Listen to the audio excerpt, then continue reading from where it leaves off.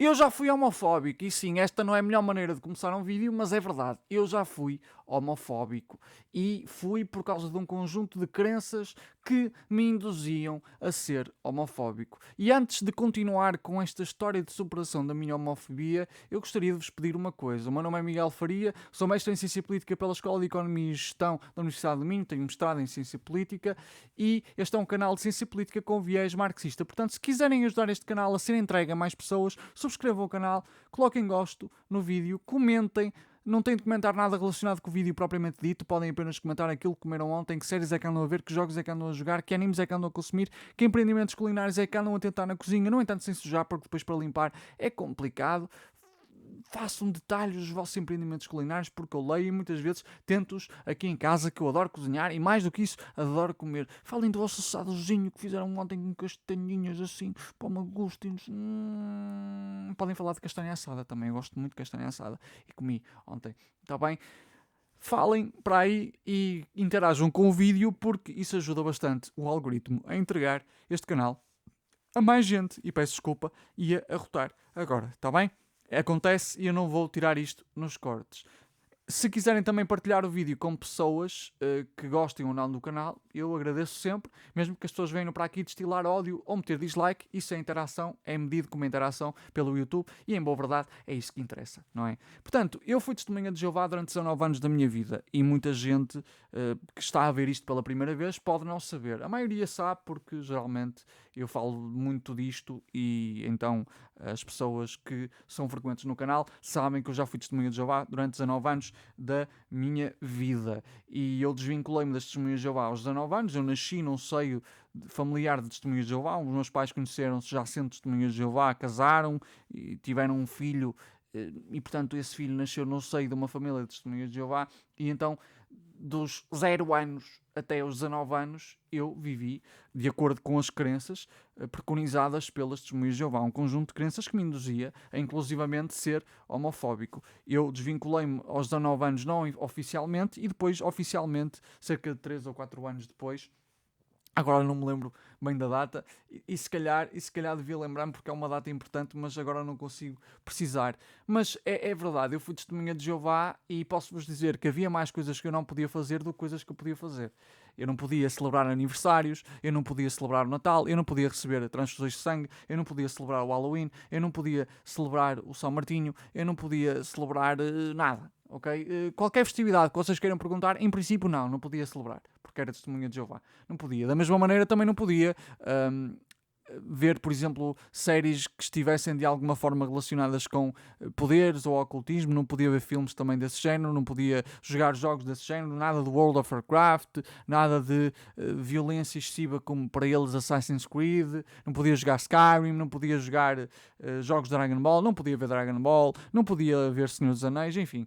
Há certas coisas que eu comecei a fazer às escondidas do meu pai. Para vocês terem uma noção, eu nem Pokémon e Digimon podia ver, porque as testemunhas de Jeová tiveram entre elas difundida uma teoria da conspiração de que Pokémon significava demónios de bolso e Digimon demónios digitais.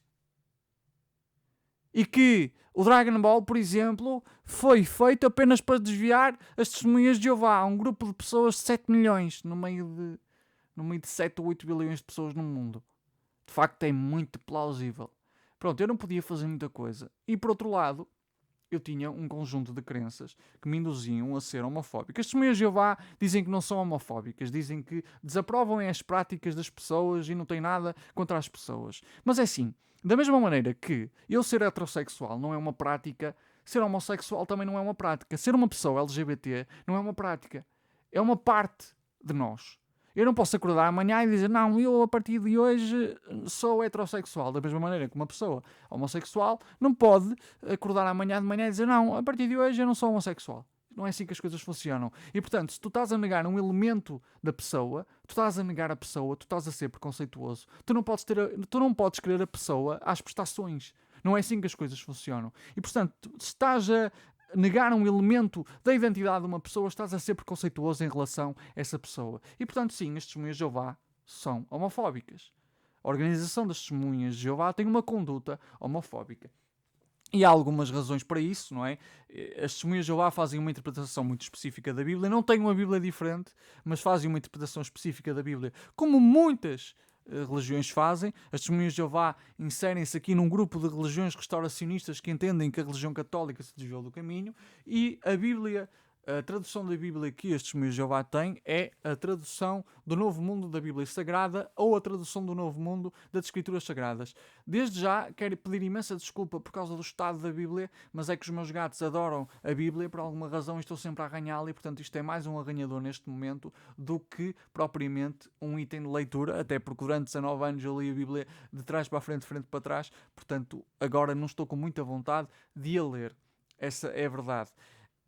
Isto é a tradução do Novo Mundo da Bíblia Sagrada, que se baseia fundamentalmente na tradução do Rei Jaime, do King James, não do LeBron James, do King James, ok?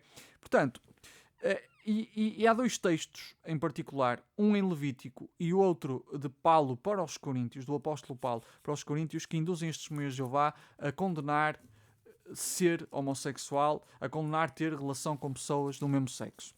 Portanto, Levítico é o terceiro livro da Bíblia, a seguir a Êxodo e a Gênesis. Na época de Levítico ainda vigoraria a lei mosaica, ok? Levítico compõe aquilo a que se chama o Velho Testamento. As testemunhas de Jeová não fazem essa diferenciação entre Velho Testamento e Novo Testamento. Não obstante, fazem a diferenciação de uma forma diferente e que na prática é a mesma coisa que definir como Velho Testamento e Novo Testamento. Basicamente, definem o pré e antes Jesus. Porque nós sabemos que Jesus vai reformular aquilo que era a lei mosaica. Portanto, Levítico 20, 13... Portanto, o capítulo 20 de Levítico é bastante estranho, é bastante sui generis, porque diz uma série de coisas que não podemos fazer. E no versículo 13 tem aqui uma coisa sobre homens que se deitam com outros homens. Se um homem tem relações sexuais com outro homem, assim como se tem relações com uma mulher, ambos fazem algo detestável. Sem falta, devem ser mortos. O seu próprio sangue está sobre eles. Então, é claro que as testemunhas de Jeová fazem aqui uma extrapolação para relações entre mulheres, não é? Portanto, uma mulher deitar-se com uma mulher é uma interpretação expansiva, basicamente a condenar pessoas que têm relações com uma mulher que tem relações com uma mulher e um homem que tem relações com outro homem. As testemunhas de Jeová, muito fundamentalmente baseando-se no texto de Levítico, porque é o mais explícito nesse sentido, condenam a homossexualidade, condenam as pessoas LGBT. E eu vou-vos dizer a verdade, eu sempre fui uma pessoa que se mostrou tolerante na sua vida em relação a toda a gente. Mesmo pessoas LGBT que conheci, eu não era capaz de ser abertamente preconceituoso com elas. Eu fui amigo de muitas pessoas LGBT. Só que eu sabia que estava em dissonância com aquilo que as minhas crenças formulavam. Portanto, eu gostava muito da pessoa, mas não gostava daquele aspecto específico da sua vida, da sua identidade, não é? Não gostava do facto da pessoa ser homossexual. Na minha cabeça, essa pessoa tinha práticas homossexuais e para ser uma pessoa melhor apenas precisava deixar de ter essas práticas. E desde já eu peço imensa desculpa por estar a ferir a suscetibilidade de pessoas LGBT que estão a ver isto, mas de facto as testemunhas de Jeová têm este corpo de crenças e eu estou a falar deste corpo de crenças. Agradeço mesmo a compreensão nesse sentido. Eu sei que pode ser um assunto que dói e se preferirem não ver o vídeo por causa disso, estão à vossa vontade. Eu compreendo perfeitamente que pode ferir algumas sensibilidades, pode ferir algumas suscetibilidades. Então eu, de facto, acreditava que as pessoas LGBT estavam a incorrer numa prática, numa conduta errada. Não era uma questão de serem algo, era uma questão de estarem a praticar algo. Só que eu comecei a sentir algumas dúvidas em relação aos textos, em relação à Bíblia. Porque, particularmente Levítico, e durante muito tempo eu tive o hábito de ler um capítulo da Bíblia por dia. Portanto, durante muito tempo eu lia um capítulo da Bíblia por dia até chegar ao fim, até chegar à Revelação, Apocalipse. Eu li a Bíblia umas quantas vezes assim, e depois vários textos da Bíblia são abordados nas reuniões das testemunhas de Jeová. Portanto, as reuniões são as sessões de culto que se organizam num Salão do Reino, que é basicamente a igreja das testemunhas de Jeová, ainda com diferenças arquitetónicas. De qualquer das maneiras, eu comecei a sentir algumas dúvidas. Se vocês repararem, há certas coisas em Levítico que deixam assim um bocadinho uma dúvida no ar. E particularmente no capítulo 20. O capítulo 20 não tem apenas o versículo 13. Tem, por exemplo, o versículo 18. E o versículo 18 diz: se um homem se deita com uma mulher menstruada e tem relações sexuais com ela, tanto ele como ela expuseram o fluxo de sangue dela. Ambos serão eliminados entre o povo. Ora, esta questão das mulheres menstruadas nunca foi uma grande questão. Nunca foi uma coisa muito enfatizada. Havia muito mais ênfase na questão do homem que tem relações com outro homem. Ora, e eu comecei a duvidar disto. Espera aí, mas porquê que há versículos que são mais importantes em Levítico do que outros? E questionei isso ao meu pai.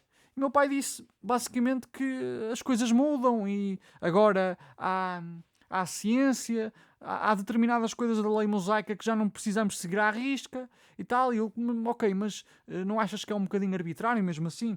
E é que existe outro capítulo em Levítico, outro versículo no capítulo 20 de Levítico, para ser mais próprio, que diz assim, é o versículo 25.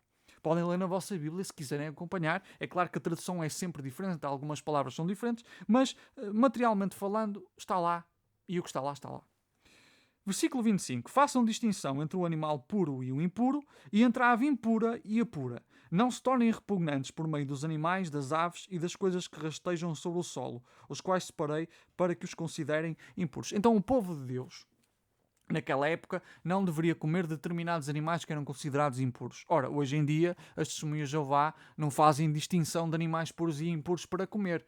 Embora não comam coisas com sangue, isso tem que ver com outro texto da Bíblia que eu não vou abordar aqui, e também não levem transfusões de sangue, não fazem aqui distinção entre animais puros e impuros. Não fazem distinção, por exemplo, entre se comer, sei lá, ir a um país qualquer e comer uma cobra e comer um porco. À partida podemos comer todo o tipo de animais.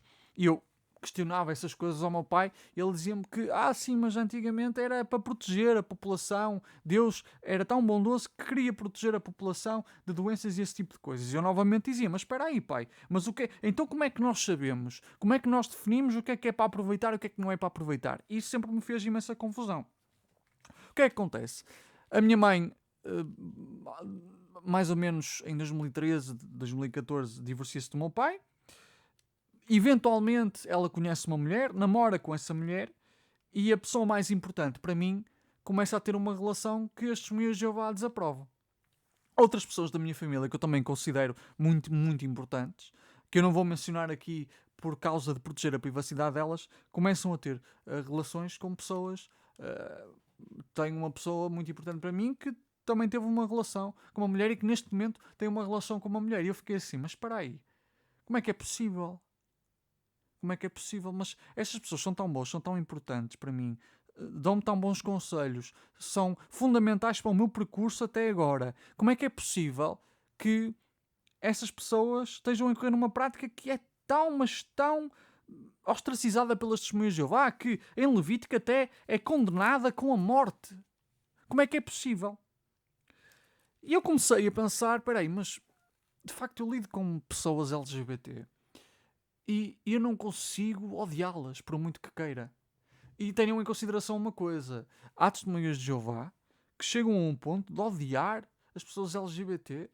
E eu preferi comentários altamente preconceituosos. Eu nunca fui capaz disso, embora fosse altamente homofóbico, porque tinha um preconceito muito grande em relação àquilo que considerava ser a prática da homossexualidade.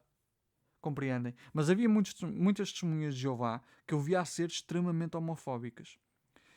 E, enquanto não era com pessoas que me diziam alguma coisa, pá, era o que era, estavam a seguir a Bíblia.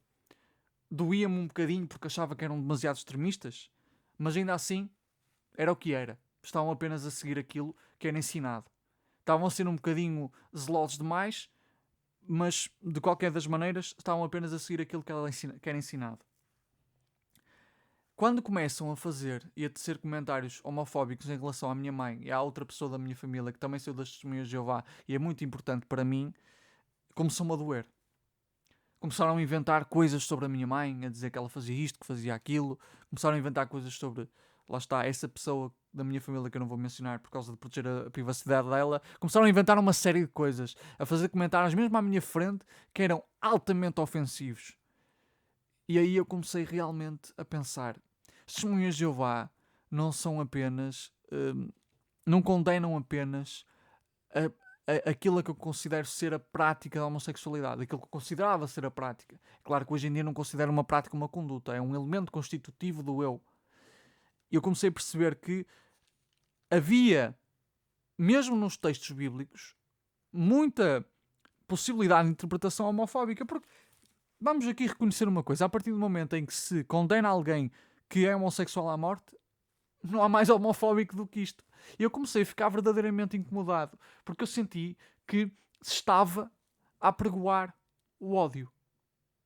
Eu percebi que se estava a apregoar o ódio. Então eu vivi durante muito tempo com essa dissonância entre aquilo que eu sentia e aquilo que, não obstante, eu acreditava. Eu não era capaz de odiar pessoas LGBT, mas via muita gente que era testemunha de Jeová que era capaz de odiar e emitir as coisas mais escabrosas sobre as pessoas LGBT. Então, esta dissonância foi-se intensificando. Foi-se intensificando. Mas eu só consegui superar a minha homofobia quando me comecei a dar com dois amigos, ambos de esquerda, que me abriram os olhos para muita coisa. Eram dois amigos que viviam relativamente perto da minha casa. Eu comecei a andar com eles numa altura em que me tornei um bocadinho mais rebelde em relação às testemunhas de Jeová, porque nós somos desincentivados a ter relações de amizade com pessoas que não são juntos de testemunhas de Jeová. Somos até desincentivados a ir para a universidade, mas de qualquer dos modos o que eu fiz foi ser mais irreverente e procurei amizades fora do meu contexto social e conheci esses dois amigos. E um deles, o Alexandre, faleceu em 2022 e ainda é uma mazela que eu tenho aqui no meu coração e é uma coisa que me custa a falar, porque o Alexandre foi uma figura mesmo muito importante para o meu desenvolvimento pessoal e para me tornar uma pessoa mais humana. O contacto direto e a paciência que o Alexandre e o Ricardo basicamente tiveram comigo ajudaram-me bastante a rever muitas ideias que eu tinha. Foi o Ricardo e o Alexandre que me ajudaram a ser uma pessoa de esquerda, sem eu saber na altura o que era bem ser de esquerda ou de direita, porque eu estava completamente aliado da política. Foram particularmente eles os dois que me tornaram um apaixonado pela política. Eu sempre fui, mas de uma forma muito despolitizada, porque eu não podia, mas tudo o que tivesse a ver com política eu gostava. Aliás, eu tive no secundário um professor a dizer que eu devia ser político. Esse professor está-me no coração. Eu não quero ser político no sentido de ser um representante político, mas gosto de estudar política e gosto de falar convosco sobre política, gosto de ensinar política. O contacto que eu tive com o Alexandre e com o Ricardo ajudou-me bastante a remover aqui alguns preconceitos que eu tinha. E o facto deles terem sido muito pacientes comigo, o facto deles terem sido muito carinhosos e me terem dado aqui um espaço seguro para conseguir rever essas crenças que eu tinha, foi muito importante. Foi muito importante. E é uma coisa que eu recordo com mesmo muito carinho. Com muito carinho. É obviamente que depois de começar a namorar com a minha atual companheira, a Júlia, e ao desvincular-me das testemunhas de Jeová, eu perdi por completo esta crença de que havia uma prática homossexual. Tirei isso completamente da minha cabeça. Eu antes nem dizia homossexualidade, dizia homossexualismo, que é o que todos os homofóbicos dizem. Eu comecei a remover esse ideário todo da minha cabeça, mas eu acho que o que realmente me ajudou, inicialmente, a desconstruir-me, foi precisamente o facto de ter pessoas que se dispuseram a falar comigo de uma forma não preconceituosa, sem muito julgamento. É claro que me chamavam a atenção e me responsabilizavam quando eu tinha de ser responsabilizado, mas foram sempre extremamente cordiais comigo para eu conseguir desvincular-me do corpo de crenças a que estava habituado. E eu acho que, essencialmente, para isto é claro que não funciona com toda a gente, mas da minha experiência, a exposição ao diferente, a exposição a novos horizontes, ajuda muitas vezes as pessoas a rever determinados preconceitos que têm. Eu acho que a minha história, neste caso, também ajuda provar que até a pessoa que tem as crenças mais conservadoras pode mudar de opinião, pode mudar de mentalidade. As pessoas não são o que são naturalmente, mas por causa do contexto social em que estão inseridas. E então, eu hoje em dia sou comunista. Sou comunista. Eu estou muito, mas muito à esquerda. E era, no entanto, um gajo extremamente conservador. As coisas mudam, eu tenho a capacidade de mudar, tive a capacidade de fazer autocrítica, e eu acho genuinamente que não vai ser o caso de toda a gente, mas há a possibilidade de nós conseguirmos mudar mentalidades através de um discurso coerente, através de uma tentativa de ver o lado da pessoa. Eu sei que nem toda a gente o pode fazer. É claro que uma pessoa que seja LGBT não se pode expor assim porque se sente diretamente ameaçada por uma pessoa homofóbica. Mas eu acho que vai caber a alguns de nós tomar a responsabilidade de tentar ajudar determinadas pessoas a rever alguns preconceitos que têm. É claro, se elas estiverem dispostas a isso. Acho que é importante que nós vejamos que as pessoas têm a capacidade de mudar. É claro que no atual contexto em que nós estamos inseridos, no capitalismo, com a difusão de ideologia, com a difusão de uma série de propaganda e assim, torna-se um bocadinho difícil que algumas concepções sobre a vida mudem. Mas é precisamente porque estamos inseridos num contexto social em que estamos. Quem tem uma postura revolucionária em relação ao nosso modo de produção tem de acreditar que a sociedade pode mudar e, como resultado, as pessoas também podem mudar. Porque mudando o contexto, as próximas gerações que vão nascer terão uma educação diferente. Terão uma educação, como diria Paulo Freire, mais libertadora. E, mesmo agora, há pessoas que se desradicalizam de corpos de crenças extremamente preconceituosos e passam a ser pessoas com ideias muito mais coerentes e ideias progressistas. Lá está, não sei se conseguiria mudar autonomamente se não tivessem a paciência que tiveram comigo. E é claro que eu não posso exigir a pessoas que sofrem de preconceito que sejam pacientes. Mas acho que pode caber a nós, que não somos a minoria visada, tentar fazer um trabalho de realmente desmistificar preconceitos. Acho que esse trabalho tem de ocorrer. Não podemos partir do pressuposto de que toda a gente é imutável, de que toda a gente é essencialmente aquilo que é e não pode mudar. Há coisas que não se mudam. Uma pessoa não acorda amanhã e deixa de ser heterossexual ou homossexual, mas há crenças que se podem mudar. Há determinados preconceitos que podem ser alterados. Há determinadas práticas, lá está, há determinadas condutas que podem ser mudadas. Ao contrário daquilo a que os testemunhos de Jeová chamam de condutas.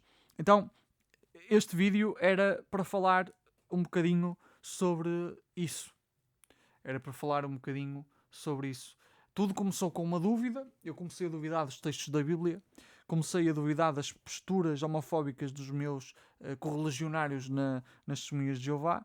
Comecei a duvidar, particularmente quando eles começaram a dirigir comentários homofóbicos em relação à minha mãe.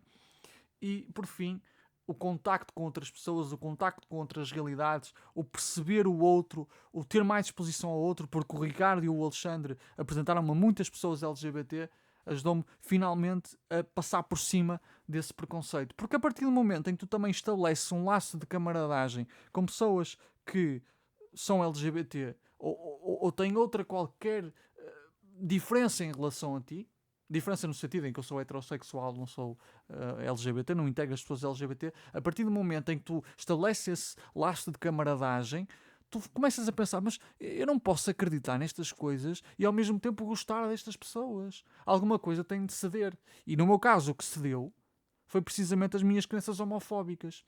Então, eu acho que criar espaços de sociabilidade para a classe trabalhadora é cada vez mais importante. Porque as religiões, as seitas fazem isso.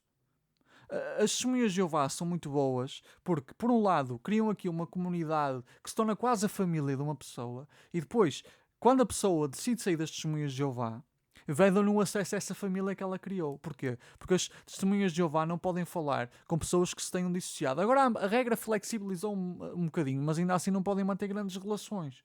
Então, toda a estrutura social a que uma pessoa estava habituada deixa de existir. E é por isso que muita gente volta às testemunhas de Jeová. Muitas seitas têm esta capacidade de criar comunidades que são mesmo muito entrosadas.